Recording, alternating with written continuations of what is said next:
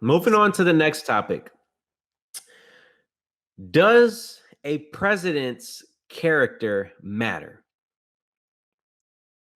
And I would say it does, obviously, because no matter how good of a president, no matter what policies you push, no matter Mhm. if those policies help your own people, because of a man's character, you will be sent out of office so fast. And I think we are seeing that, especially today, with our current president, President Trump. I think we are seeing how a person's character can assassinate him.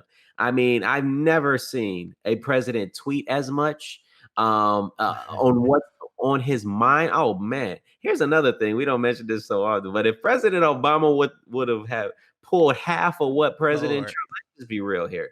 I mean, regardless of what party you stand for, if President Obama would have done half and said half the stuff that Half. President Trump, he would have been booted so fast they would have assassinated him.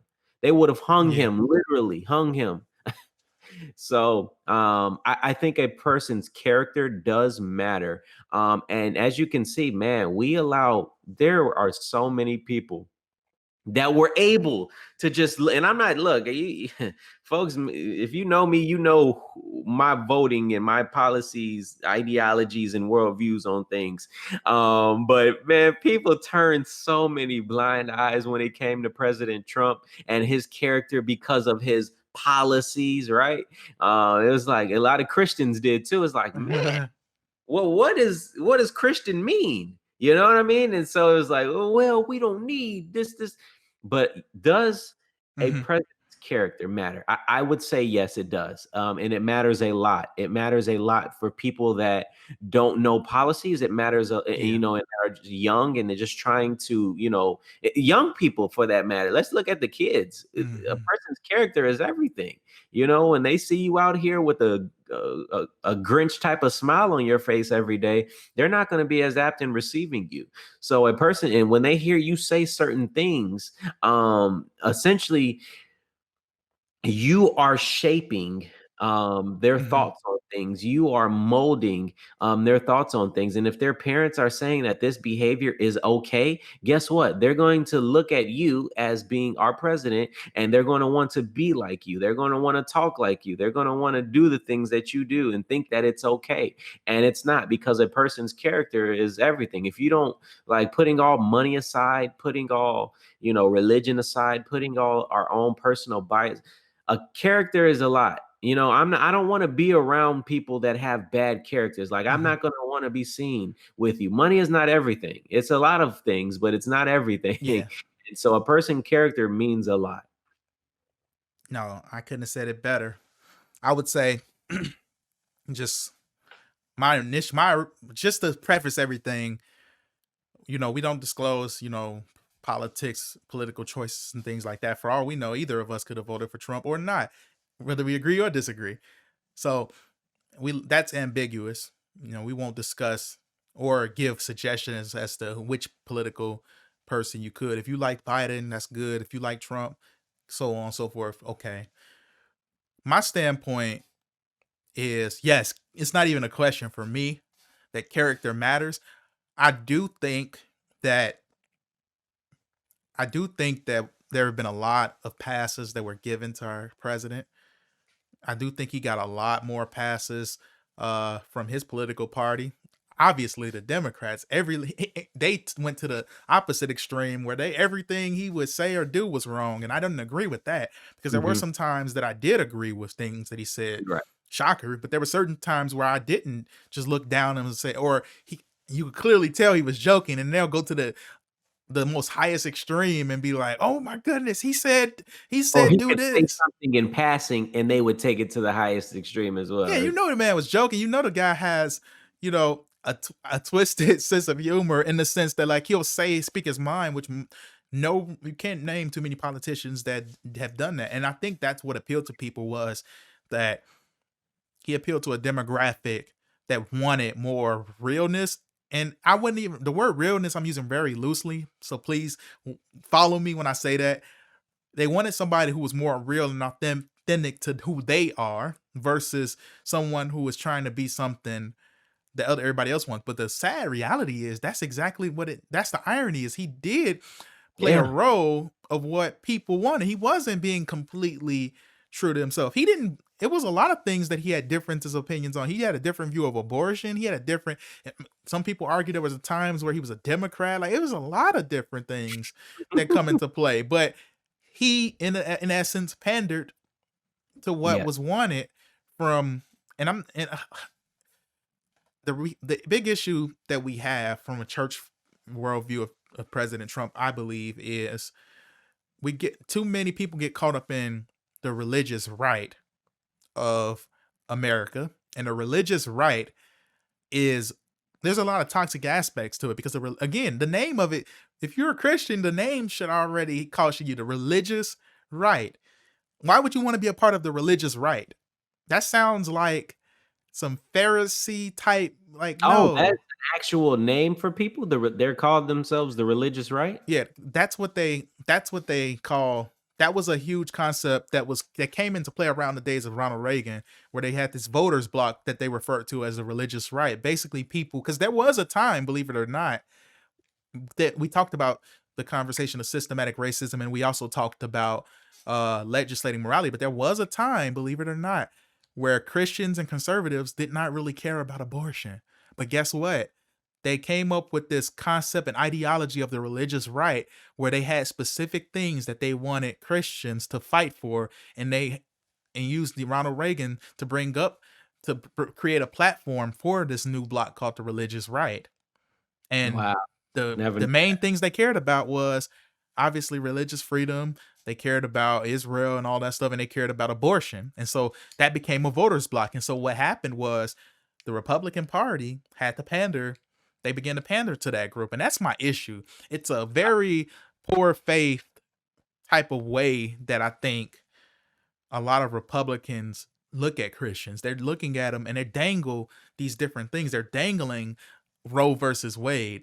But then when they're in a debate, what does President Trump say? He says, "Oh, It Roe versus Wade, that's not on the table. What do you mean yeah, that's that's on it? That's yeah, not on the docket."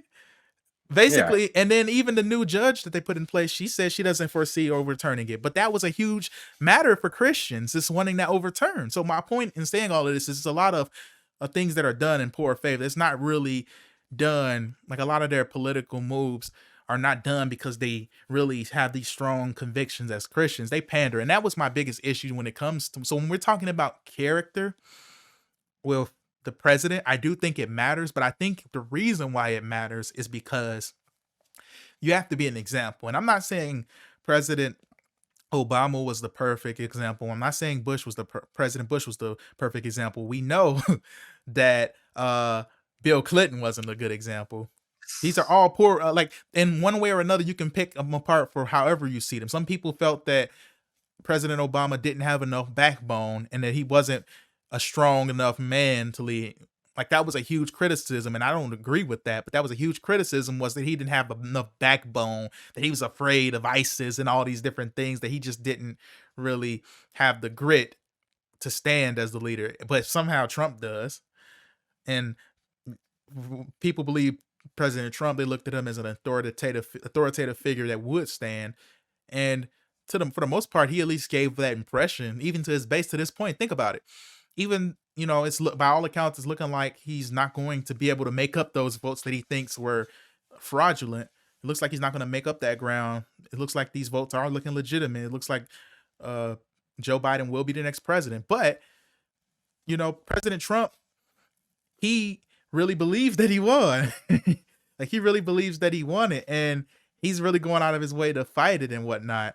But but the main point that I'm getting at when it comes to the character of a president is we need people that are in positions of leadership that have a heart to serve. And I'm not saying that I don't know that Biden is that either. I'm not co-signing him either.